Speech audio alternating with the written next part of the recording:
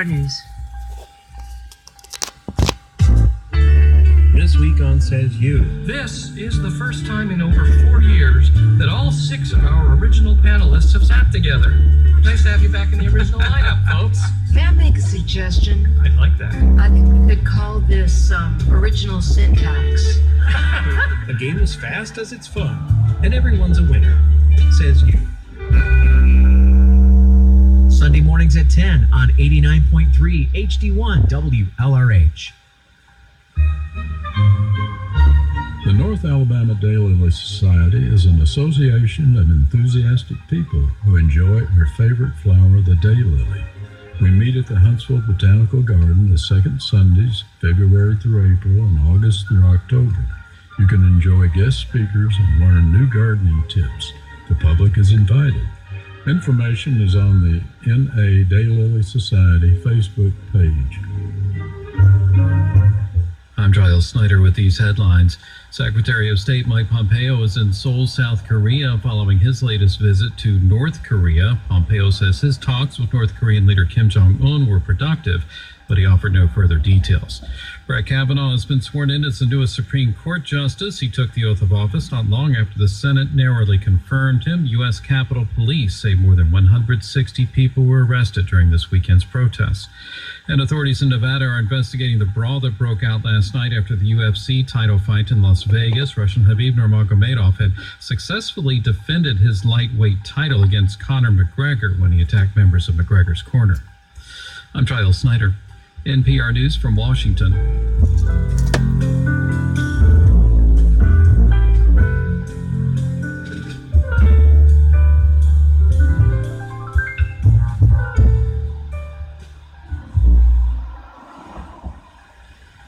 Support for NPR comes from this station and from Universal Pictures, presenting the new film First Man from Damien Chazelle, director of La La Land and Whiplash, and starring Ryan Gosling and Claire Foy, in theaters and IMAX October 12th.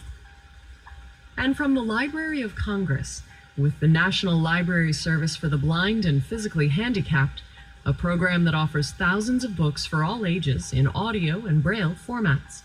More at 1-800-300-6000. This is Weekend Edition from NPR News. I'm Lulu Garcia-Navarro.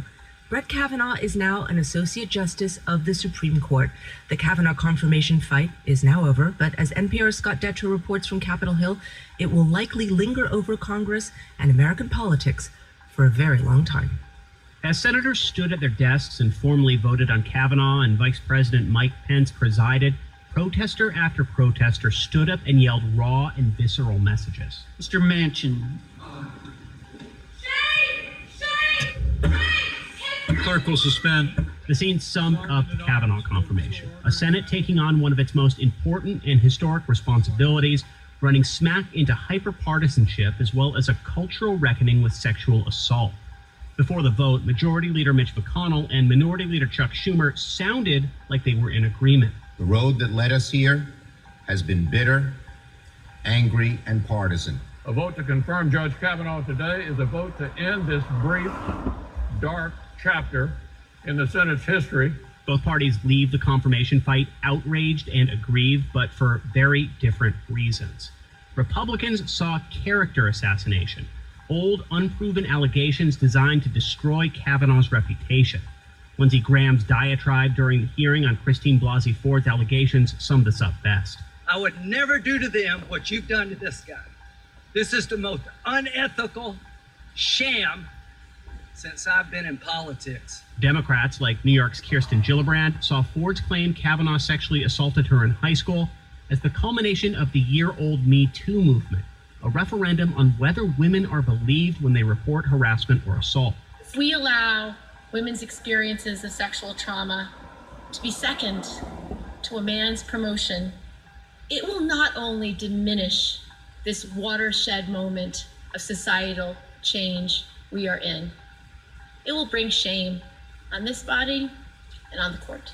But in the end, Republican after Republican concluded what Nebraska's Deb Fischer did. I appreciate Professor Ford's sincere testimony. I believe she has experienced a traumatic event that no woman should have to endure. There is no evidence, though, that Judge Kavanaugh was the perpetrator. The Senate checked off a lot of other legislative business as the confirmation fight played out, and even passed some sweeping bipartisan governing bills. But while they differ on the root cause of what became a toxic confirmation fight, lawmakers from both parties are worried about its lasting damage. Republican Lisa Murkowski spoke to that as she explained why she was the lone Republican opposing Kavanaugh. As a legislative branch, we have an obligation, a moral obligation, to do better than this. Right now, both parties are seething with anger. Just before the Senate confirmed Kavanaugh, Schumer urged Democrats to channel that outrage into next month's election. Vote if you believe Dr. Ford and other brave women who came forward and you want to vindicate their sacrifice. Vote. Republicans are seeing a boost too. McConnell told the Washington Post the whole thing was a great political gift, thanking what he called the mob going after Kavanaugh for energizing Republicans for the first time this cycle. There's about a month left to Election Day. The big question now is which party's voters will still be angry about the confirmation when they're casting ballots. Scott Detrow, NPR News, the Capitol. And we're joined now by NPR legal affairs correspondent Nina Totenberg to talk about what she expects to see from Justice Kavanaugh and the Supreme Court in the months ahead. Hi, Nina. Hi, Lulu. This has been such a bitter fight, and the Supreme Court takes pains to portray itself as a nonpartisan body. How do you think he will be received by his new colleagues? Well, I think they'll all suck it up. He'll suck it up, they'll suck it up, and they'll all try to get along and put on a good show for the public and for each other. After all, they are going to live with each other for all practical purposes for the rest of their lives. I like to refer to this as a marriage of 9 with no divorce court. And if you want to get anything done, if you want to do what the Constitution says you're supposed to do and get along with each other while you do it, then you have to figure out a way to make it work. Let me ask this. Have any of the justices said anything publicly about this? Not per se, but Justices Sonia Sotomayor and Elena Kagan were at Princeton on Friday and asked about the whole notion of partisanship and the court. Here's what Justice Kagan said. It's an incredibly important thing for the court to guard, is this reputation of being fair, of being impartial, of being neutral, and of not being simply an extension of the terribly polarized political process and environment that we live in. This has not only divided Congress, it's divided the country, and it is now all centered, all eyes are on the Supreme Court. Well, I guess it's somewhat fortunate that the only thing you see at the Supreme Court is the oral argument and the announcement of opinions. And I suspect that the court will try to keep a relatively low profile for the short-term foreseeable future, this term, maybe even next term. Sometimes it can't avoid getting sucked into very big controversies. There is, for example, right now a case pending before the court testing the question of whether the employment section of the federal civil rights laws, barring discrimination based on sex, covers gay and lesbian employees. Justice Kavanaugh replaces Justice Anthony Kennedy, who had been the court's swing vote. When Kennedy announced his retirement in June, you called it the end of the world as we know it. What does the court's new world look like? On closely contested cases, you will see a court that is more conservative than we've seen in this country probably for 70 years or so. And that has consequences way beyond abortion and gay rights and even gun rights. It has consequences for employment rights, for the environment, for the ability of the federal government to regulate, for the way the power is allocated in the federal government, whether the president has more and more power or not. NPR legal affairs correspondent Nina Totenberg. Thank you, Nina, so very much. Thank you.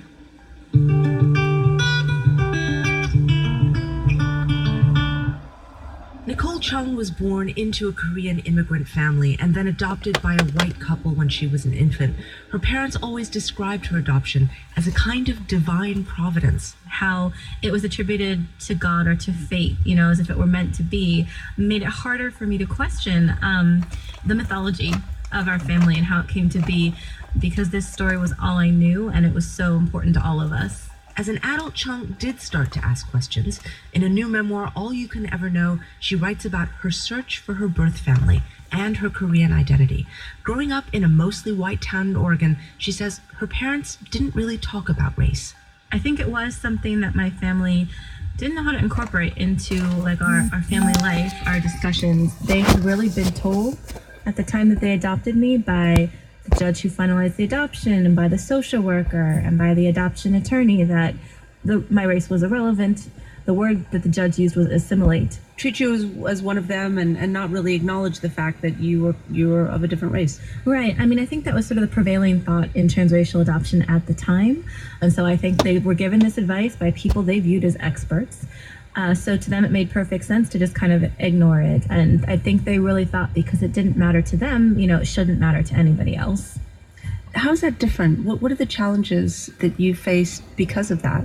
Because you couldn't share your experience of being basically bullied and, having racism levied at you with your parents. First of all, it wouldn't have occurred to me to say this is racism, even. Despite the things that were happening were definitely racism. Like there were slurs and there were pulled back eyes and there were sing-song chants. And beyond that, there was this additional layer of separation between my experience as a Korean American and my parents' experience as white Americans. I really remember feeling as though I can't tell them, it will hurt them. I have to protect them from this knowledge. And if I tell them, they might not understand anyway because they're white. So you started to think about this experience, and eventually when you get older, you decide to go in search of your birth family as an adult. That's right. What made you do that? There were several reasons. I had thought about it for many years. I think the final push really was that I was pregnant. I remember vividly sitting in the midwife's office for my first prenatal appointment, and she was asking me all of these questions. So many of them were related to family medical history and what had my mother's pregnancy or pregnancies been like. How many siblings did I have and how did their births go? And I just remember feeling this deep sense of fear and also inadequacy, as though I don't have enough to offer this child. I can't even answer these basic medical questions. I won't have not just a medical history. I won't have a history to share. And at that point, I really began to think this story, this bare bones story I'd been given, it was enough for me for a while, or I told myself it was, but it didn't feel like enough for my child. And so that was really, I think, the final push that made me decide I need to at least try to find answers if I can. And you were surprised by who you found? Yes, I was. I think I was always imagining maybe becoming close to, in some way, my birth parents, one or the other or both. What I ended up finding were sisters, in particular, my only full sister, Cindy. And, we've become incredibly close. And that relationship was not something I looked for, not something I would have expected. And her daughter is my daughter's only cousin, getting to see them, the next generation, grow up together and seeing them grow old enough to ask questions about our family and how it came to be and how we came to get back together. It's just been really, really special. This book is really honest and very unflinching about your upbringing. How did your parents respond to reading it, to sort of all of a sudden being able to see all the things that you went through? I was anxious at first, sharing the story with them. I knew I very much wanted to write it, and I knew I wanted them to see it. And my father actually passed away. My adoptive father passed away in the middle of reading it in January of this year. Okay. Thank you. But by the time he passed, he had read most of the parts that he was in, and he loved it. He really appreciated that one of his goofy jokes stayed in. So people used to ask us all the time, where did they get you? Meaning me. And my father would say, oh, if you put a Pole and a Hungarian together, you get a Korean. Where do you think they came from? It's a terrible joke. It was his way of kind of saying, maybe you shouldn't be asking us this question. Right. One thing that they both said to me was that this isn't the book we would have written about our family or about your adoption, but that's okay. You know, it's your story, it's your perspective, and I think they're proud. In the book, you have this scene where you are asked by a couple about what you think of having been adopted, which is a pretty heavy question to ask anybody. And you write at the time that you weren't honest with them about your experience. What would you say now? You know, I think in a way I was honest to a point, but I wasn't willing to kind of scrape deeper. I remember sitting there thinking, gosh, should I tell them about like the bullying? Should I tell them about all these questions that I had and all the times I wondered about my birth family and wondered why they'd given me up? It seemed like a lot to lay on them, but the main thing was that I had not put down this burden that I still felt, sometimes still feel, to be honest, of trying to meet people's expectations as an adoptee, because I do love my family and I do want us in some sense to be seen as just like any other family, and I want people to think that to look at me and see like a happy, grateful, well-adjusted person, you know? It was very difficult, sometimes still is difficult for me to go beyond that and to sort of complicate that narrative. But I do think that there are a lot of important questions that people who want to adopt transracially could be asking themselves. Many are. Are you going into this realistically, and have you really looked at your family, your schools, your neighborhoods, your religious organizations? If there were a child of color coming into your environment, what would they find? Would they find mostly white people, or would they be able to find people who shared their background and people they could connect with? You know, I think if you're adopting across racial lines, you know, that is the beginning point. Nicole Chung, her memoir is All You Can Ever Know. Thank you very much. Thank you so much, Lulu.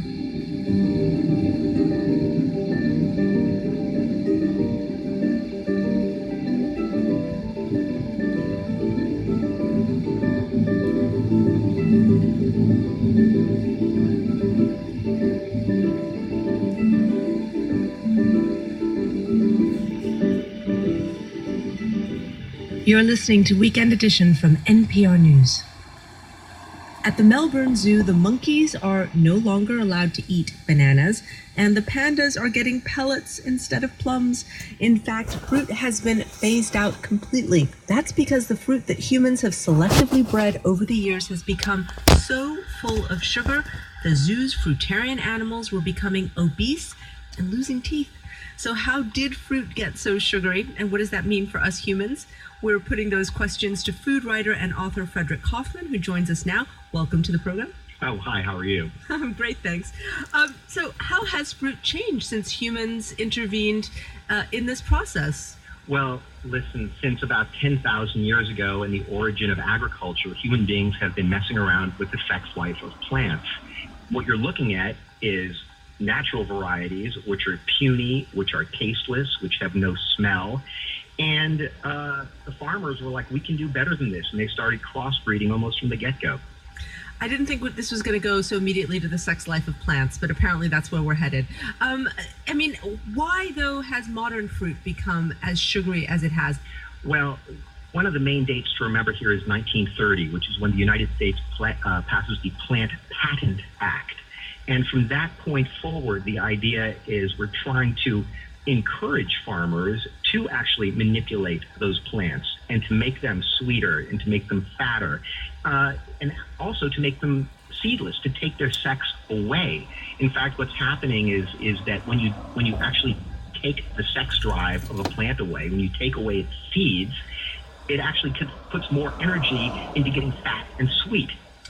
When you read about how fruit has impacted these zoo animals, were you surprised? No, not at all. I mean, as I say, for years now, we've been robbing these natural varieties of almost everything about them except their sweetness. You look at a watermelon, there is no seedless watermelon that's full of just bright red, luscious fruit. There's nothing like that found in nature. The tomatoes you find in nature are tiny and tasteless. The apples you find in nature are almost all of them are spitters. People don't realize that everything that we're seeing in the supermarket, they're like superstars. They're like supermodels and elite athletes like LeBron James. That's what we're looking at the supermarket. So let me ask you, because eating the supermodel of the of the fruit world doesn't sound like necessarily a bad thing. You've written a book about this kind of stuff, Bet the Farm, How Food Stopped Being Food. Is fruit part of the problem? Has it become less nutritious? Is it just good looking and less good for us? I think that the argument among the dietitians is that yes, the higher sugar content is robbing food of a lot of its nutritional value. And I also think there's a tradition in America of somehow seeking perfection through our food, that somehow if we eat right, we will make ourselves mentally and spiritually better. And so, of course, if we see row after row of perfectly glistening, absolutely gorgeous, completely look-alike apples, we think, yeah, I want that. Mm-hmm. But fruit is still good for humans. Of course, eat like your grandmother told you to eat is probably the best advice. Frederick Kaufman is a food journalist and author. Thank you very much. Thank you.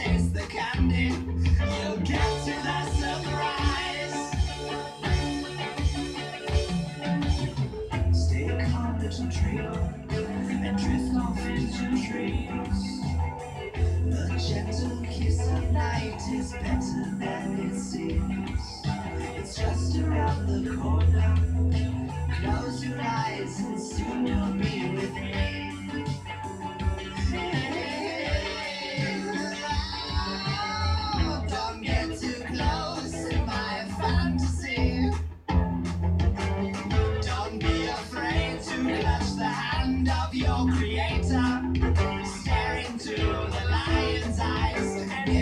taste the candy, you'll get to the surprise.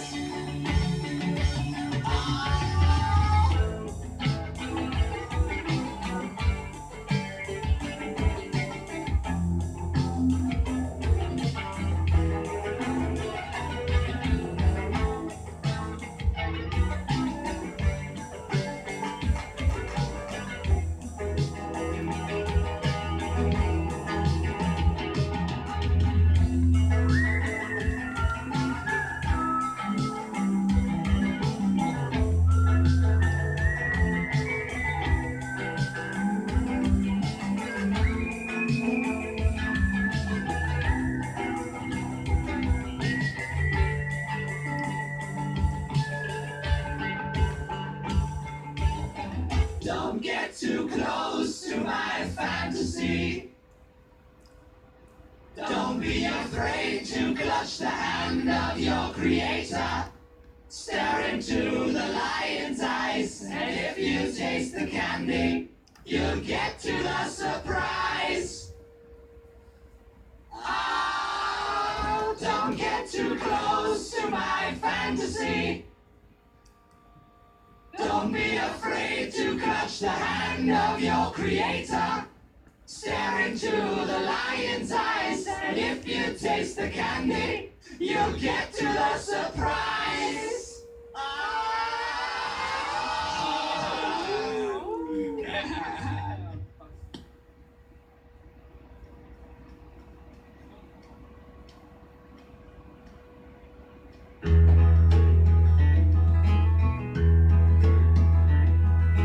Bless the Father, bless the Son, cross your heart, 'cause you're the one collecting moonbeams in the morning. Curvy sticks and wooden holes assisting you in plugging holes, plug them holes till you see straight through to the mind's eye. Think about it, turn around and go back to the quiet sound. Jim Dan prancing around the pool. You were the fool, and I feel sorry for you. You were the fool, but there's something you can do.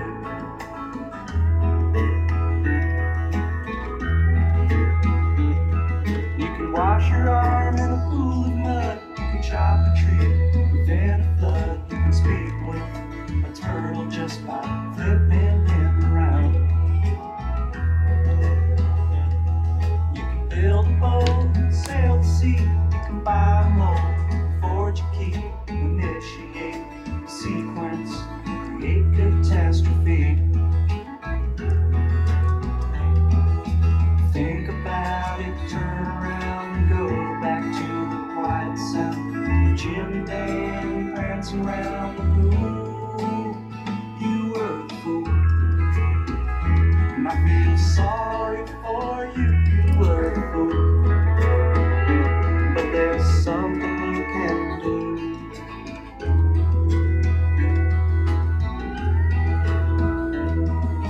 Bless the Father, bless the Son, cross your heart, 'cause you're the one collecting moonbeams in the morning. Curvy sticks and wood